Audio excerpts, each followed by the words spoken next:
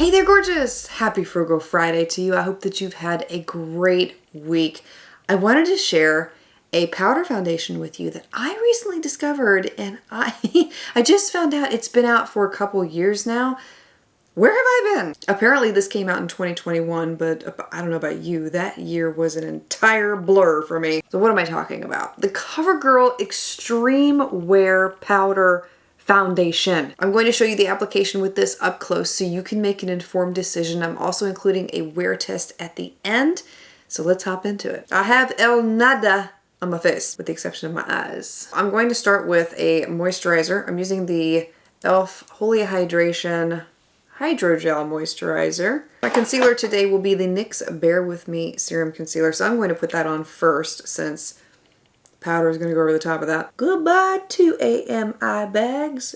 Goodbye. On one half of my face, I'm going to apply a primer. I'm using the Hourglass Mineral Primer right now because I'm currently on the search for a drugstore one. In fact, it's probably going to be a topic that I use for the Battle of series that I'm restarting. We're going to talk about face primers, and I need to find a new one. By the way, on my eyes today, if you're curious what I'm wearing, it is the Wet n Wild palette. Old favorite. I'm working on a one brand tutorial of all things Wet n Wild. Now this does come with a little sponge at the bottom of the container. I never like to use those because to me they don't ever look that good. So the brush that I'm using is from IT Cosmetics. It's the Heavenly Luxe number 7, and I'm in the shade Classic Ivory for reference. I'm going to take a little bit of this to start. And it is full coverage. This is a full coverage powder. And for those who may be questioning, is it a foundation? Yes, it is a foundation. Oh wait, I'm wrong. I've made a mistake. It says it's a pressed powder. Okay, if we're going to get technical here. It's a full coverage pressed powder, and it's supposed to last for 16 hours. This promises to feel lightweight on the skin. It promises not to be cakey. It has a lot of promises. And so this is what it looks like with one really light layer of the product applied. And you can see it's already provided a airbrushed look to the skin so far. And it looks like skin. It doesn't look caked on. It's beautiful. Now if I apply a little bit more, you'll see it blurs even more. Okay, there you can see. Isn't that beautiful?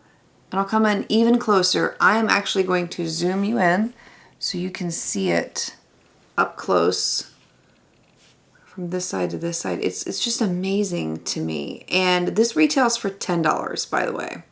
My biggest complaint when it comes to powder products like this is that if you apply too much, they start to look cakey and really uneven. And this didn't do that at all. And it does feel lightweight on the skin, like they say that it will. It doesn't feel heavy. It feels like you're wearing nothing. And that's the full face with the powder, and I'll come in again really close so you can see it.